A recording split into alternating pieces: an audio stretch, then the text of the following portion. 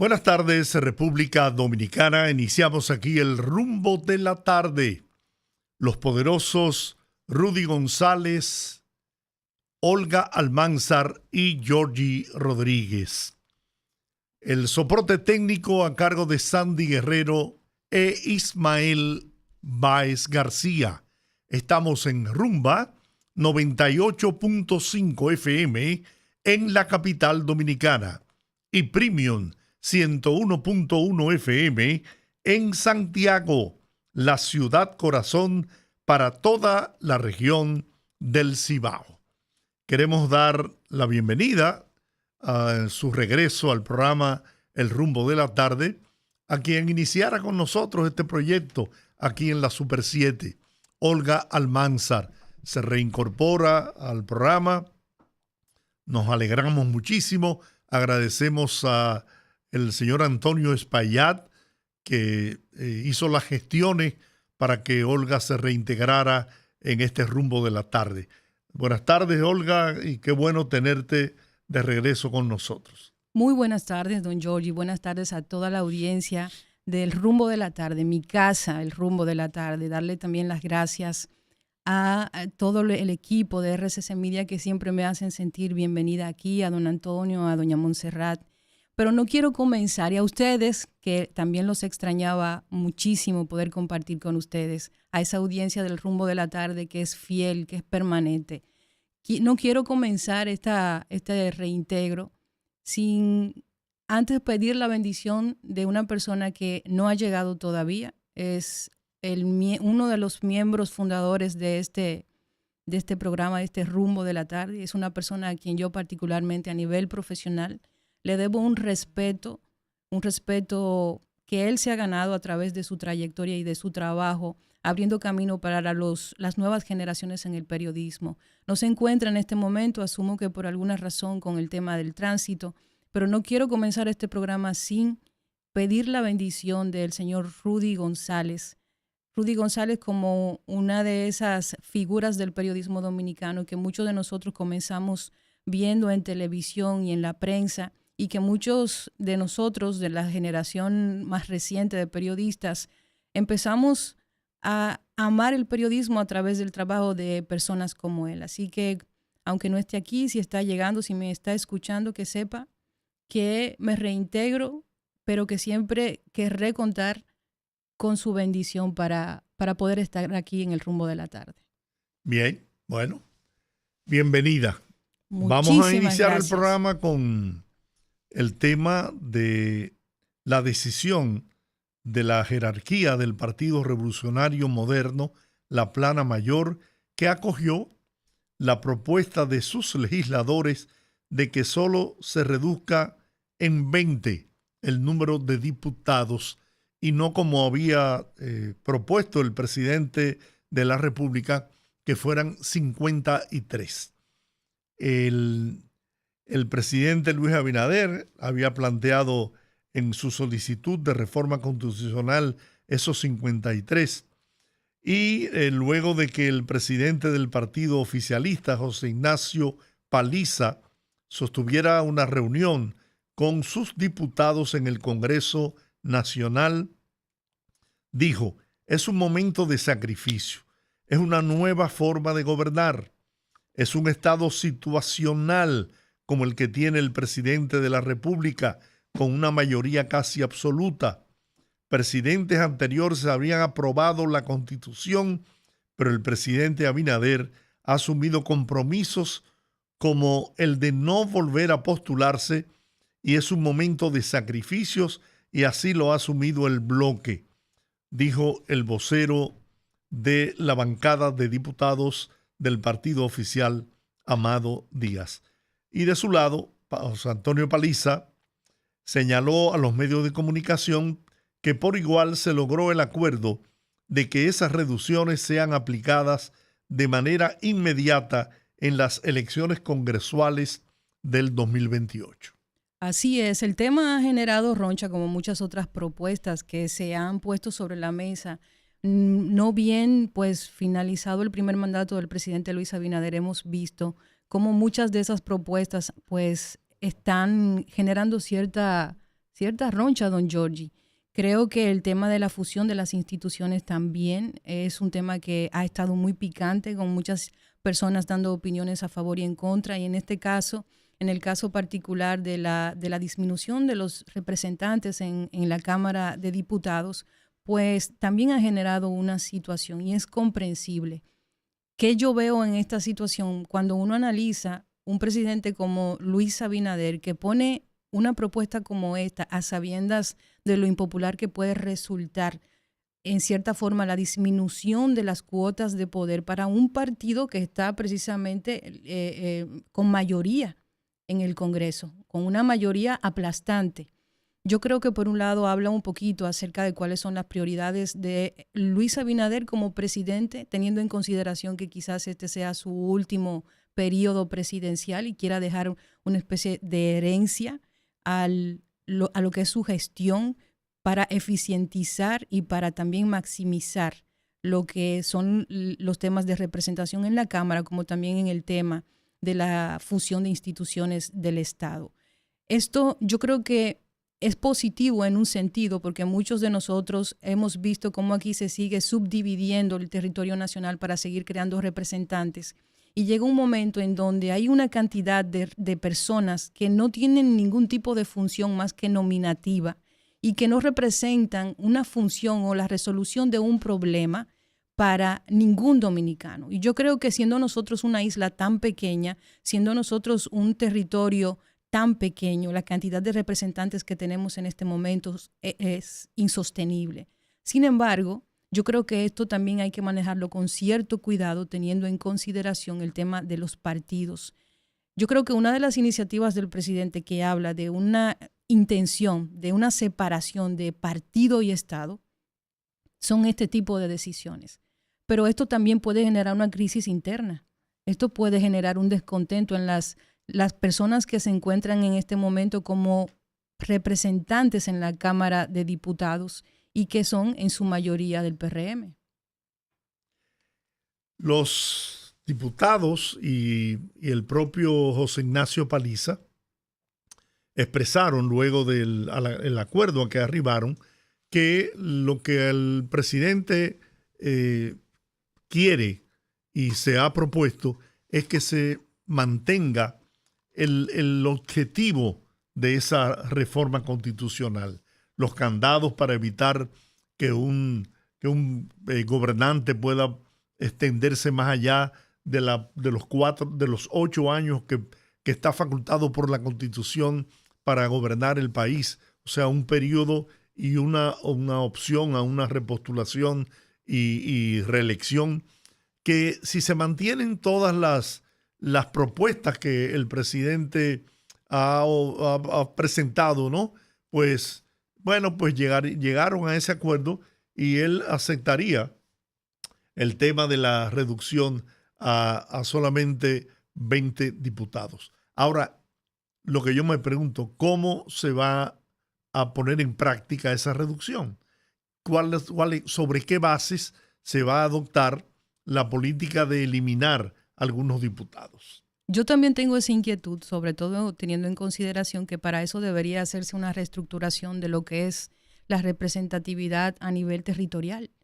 Y en ese sentido pasa lo que me pasa también con el tema de la fusión de las instituciones, que si estas instituciones están amparadas o fueron creadas mediante una ley, como muchas de las instituciones que tiene el Estado Dominicano que están amparadas bajo una ley, si esa ley orgánica es funcional y está activa para hacer este tipo de movimientos que pretende hacer el Ejecutivo de eficientizar, si se quiere decir de alguna forma, porque yo creo que la eficiencia puede llegar de otra manera, aunque estoy completamente de acuerdo en relación al tema de que hay muchas instituciones que duplican funciones y que tenemos el caso, por ejemplo, de agricultura, que tiene un sinnúmero, un semillero de instituciones que bien podrían ser un departamento o una sección departamental dentro del propio ministerio. Sin embargo, me pregunto eso, en el caso de esas instituciones que están amparadas bajo una ley, ¿qué se va a hacer? ¿Habrá tiempo suficiente en estos 4 años para hacer una reforma de esa naturaleza,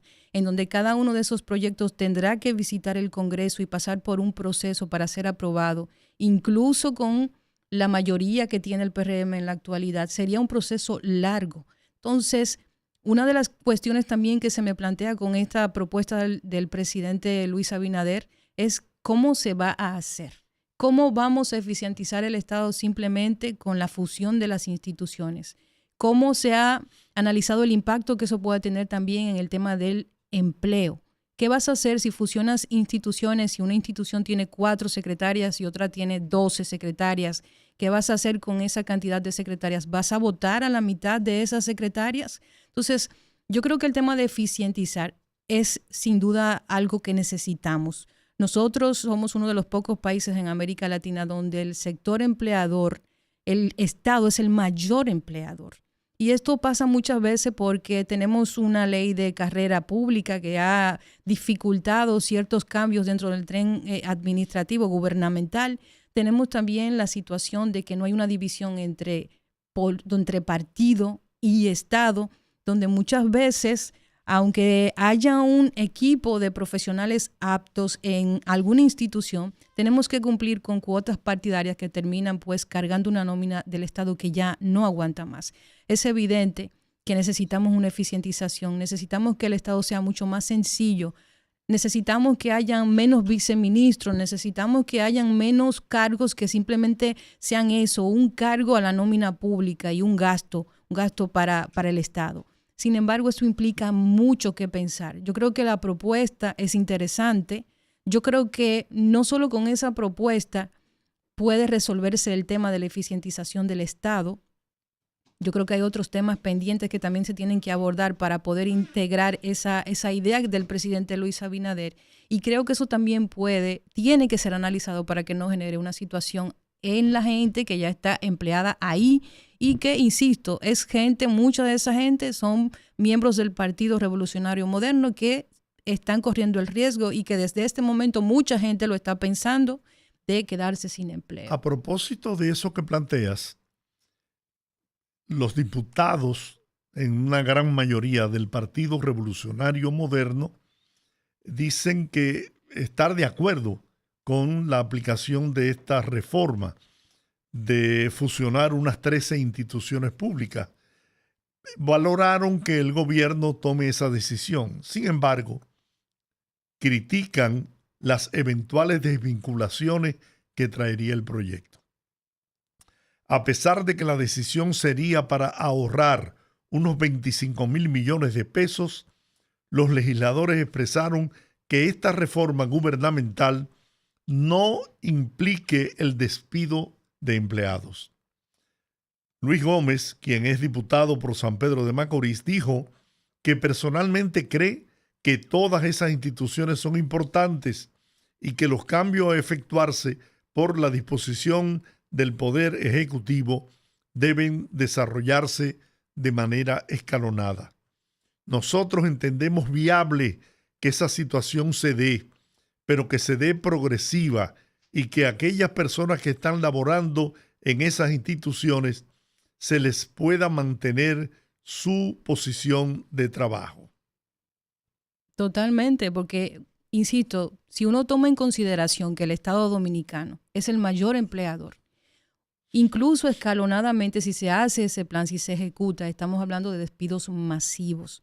Y yo creo que en un país con algunos elementos a nivel económico que muy pocas veces se tocan, pero que están presentes ahí, eso es sumamente peligroso, aumentar los números de desempleo en República Dominicana. Ya de por sí nosotros tenemos un sector informal abrumador.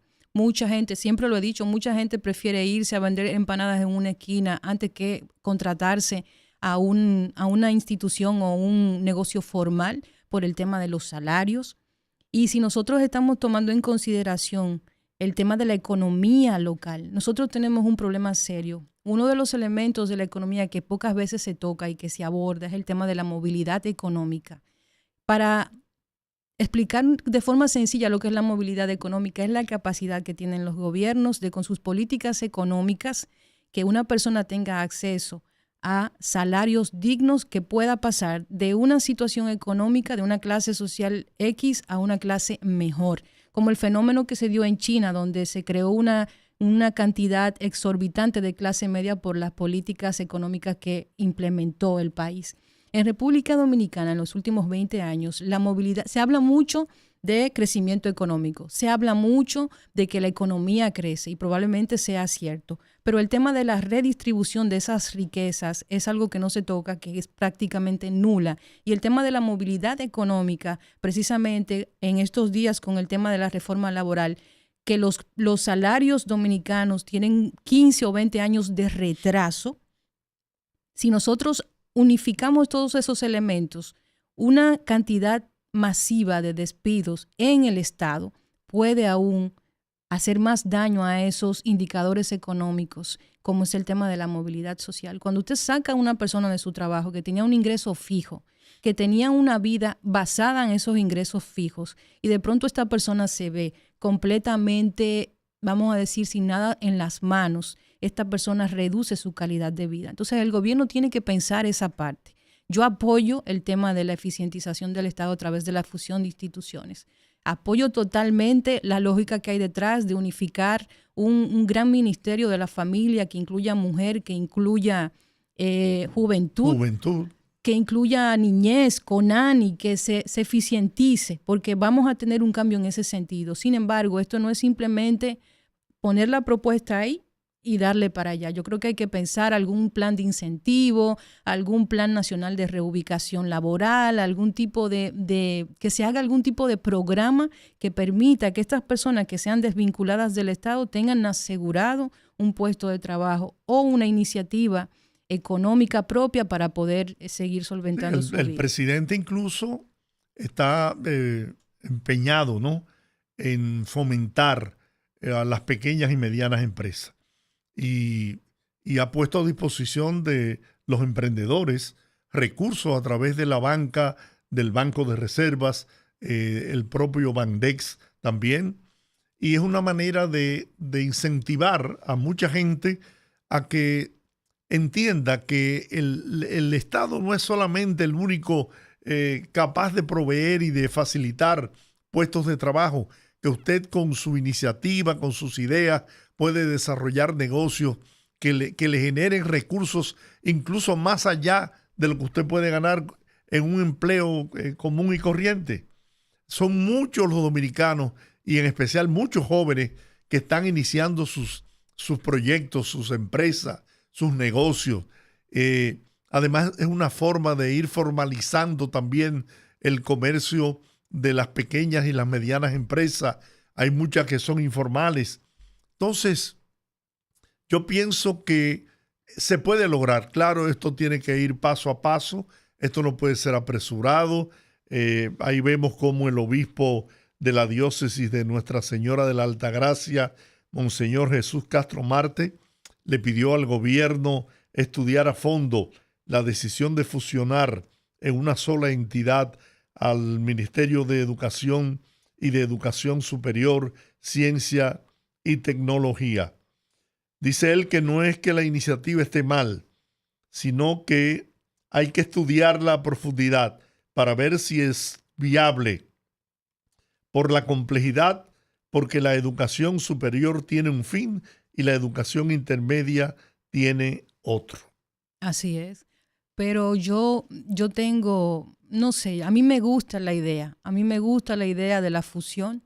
Entiendo, como bien dice y como algunas personas acotan, que hay que pensarla, hay que analizarla por lo que estábamos conversando.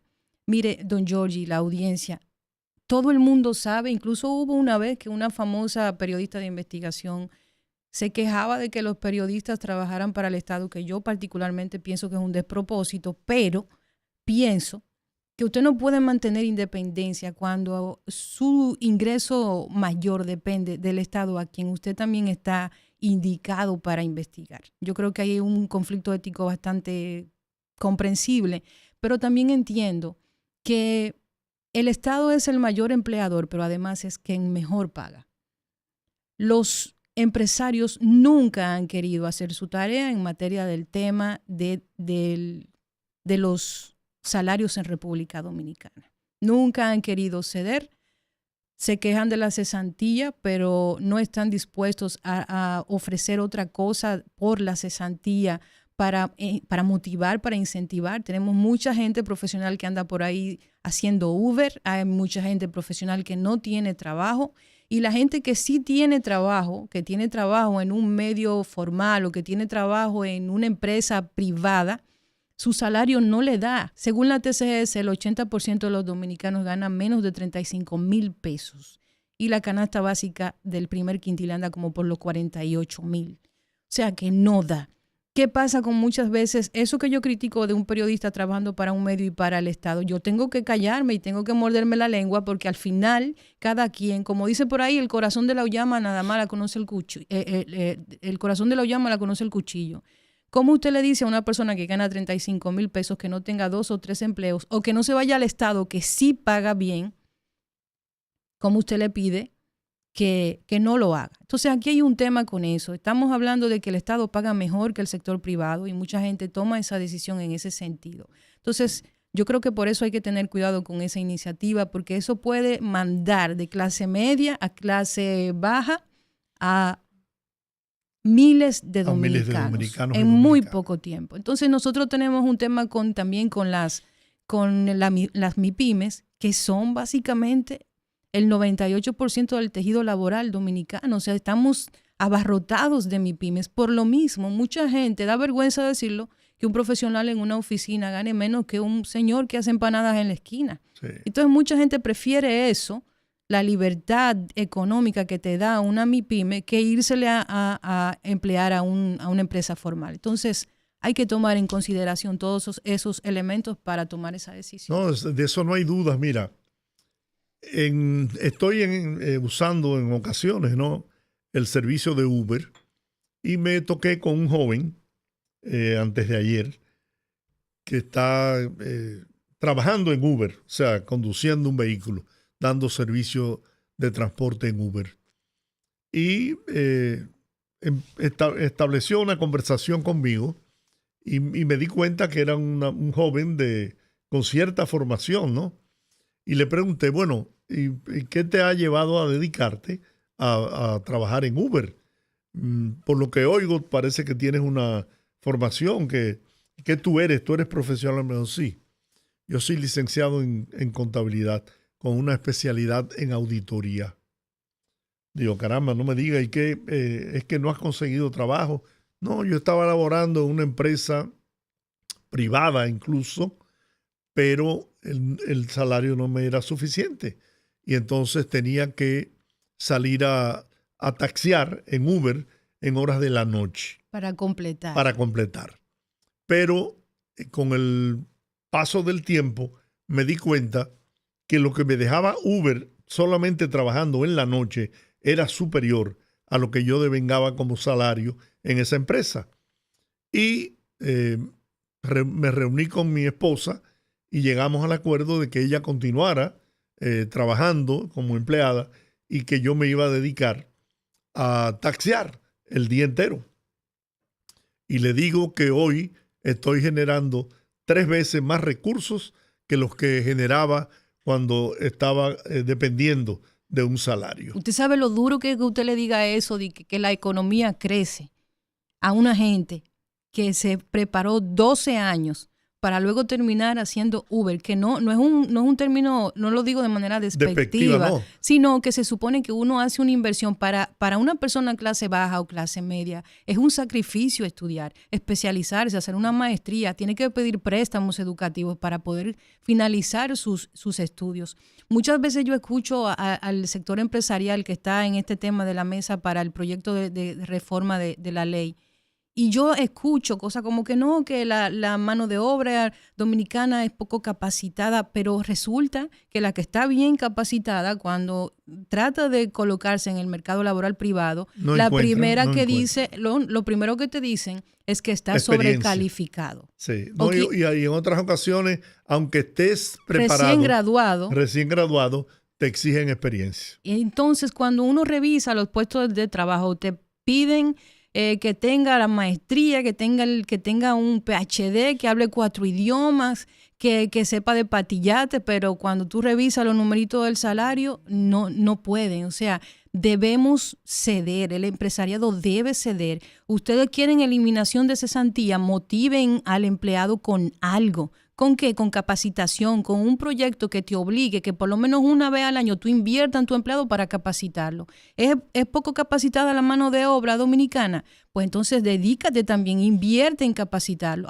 Que la cesantía es un cargo. Sí, la cesantía es un cargo, pero la cesantía es un cargo en un país en donde, como explicó don Pepe una vez en Nosotros a las 8, sí, es un país donde no existe ningún problema cuando el empleador decide terminar el contrato de trabajo sin razón, como se establece en otros países, despidos injustificados, no se judicializa.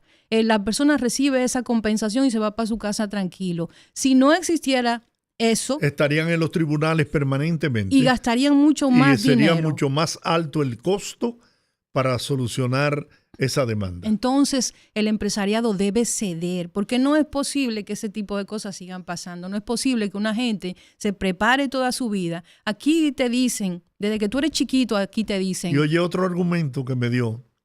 Además, aquí el jefe mío soy yo.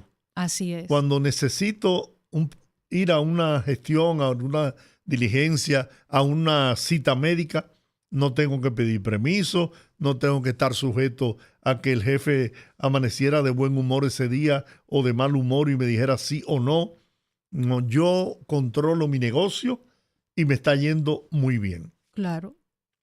Bueno. Eso es una motivación, pero es muy difícil, don Giorgi, que una persona le digan, como nos dicen a nosotros de chiquitito, nuestro papá nos decían, prepárense. Hay que estudiar, el que no estudia no tiene futuro. Si aquí se analizara el tema de la delincuencia, el tema de muchas cosas que nosotros vemos como descomposición social, se analizara desde el punto de vista de que muchos jóvenes en los barrios se meten a la delincuencia porque ven que aquellos que se pasan su vida estudiando y trabajando son uno coge lucha igual que cualquiera, no hay una motivación, no hay una separación, no hay algo que te diga, sí es verdad, prepárate. Eso que tú señalas de mano de obra calificada, que realmente hay mucha demanda en la República Dominicana porque hemos crecido de manera impresionante en el sector industrial, comercial, que requiere de mano de obra calificada.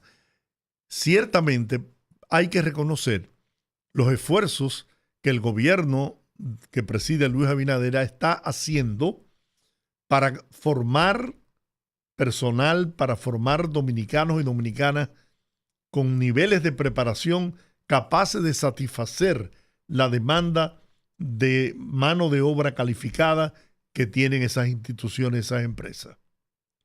Ahí está el Infotec, que es un magnífico centro de formación. Ahí está el ITLA, que se ha multiplicado y se ha expandido prácticamente por toda la geografía nacional. Y al extremo de que cuando termina un estudiante en el ITLA, el 90 y tanto % Casi tiene el asegurado, 91% tiene asegurado una plaza, un puesto de trabajo en una institución, en una empresa o en una industria. Yo creo que la labor que esas instituciones realizan es preciosa. Pero yo también pienso que, por ejemplo, también tenemos que tomar en consideración ese tema de que el Estado es el principal empleador y no hay una separación entre el partido y el Estado. Sí. Que a veces usted tiene muchísimos profesionales por ahí rodando, pero fulanito levantó una bandera. Era una persona que quizás nunca en su vida fue a una universidad a estudiar comunicación, pero termina como dirigiendo un departamento con 0 habilidades y condiciones para eso, simplemente por un tema de partido. Entonces, yo sé que hay cuotas políticas. En un mundo ideal tal vez eso no existiría, pero vivimos en un país que no es ideal.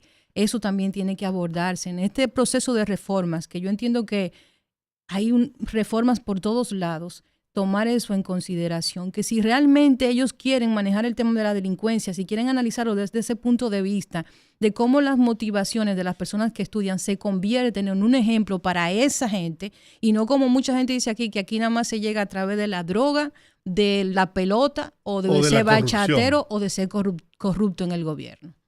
Bueno, un saludo para Aníbal Vázquez en la Isla del Encanto, Puerto Rico. Nos dice, saludos muchachos. Bueno, eso de muchacho será por Olga, ¿no?